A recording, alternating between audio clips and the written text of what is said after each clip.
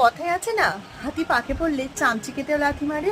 হ্যাঁ, কিছু কিছু সময় আমাদের সাথে এমন কিছু ঘটনা ঘটে, যখন আমরা বিপদে পড়ি তখন আমাদের পাশে কেউ থাকে না।